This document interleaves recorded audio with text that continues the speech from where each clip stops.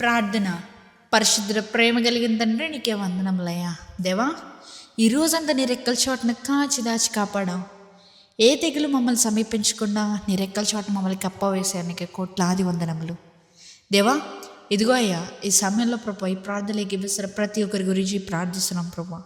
వారు ఏ స్థితిగతుల్లో ఉన్నప్పటికీ ప్రభా, దేవా, ఈ వారంలో వారు ఒక గొప్ప ఆశీర్వాదాన్ని, గొప్ప ఆశ్చర్య కార్యాన్ని వారు చూడాలయ్యా.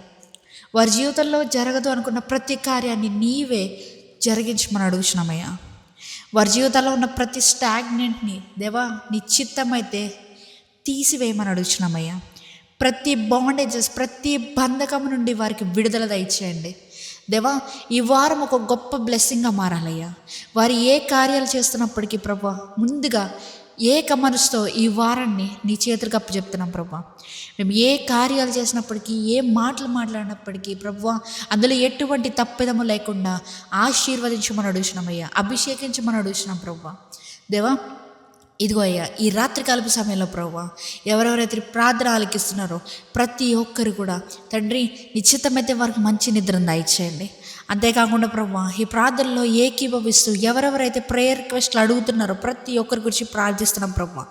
దేవా, వారు అడిగిన ప్రతి ప్రేయర్ రిక్వెస్ట్ని పొందుకున్నారనే విశ్వాసంతో, నమ్మకంతో నమ్మినడలా అది నీకు జరిగిస్తావని మేము నమ్ముతున్నాం ప్రభా.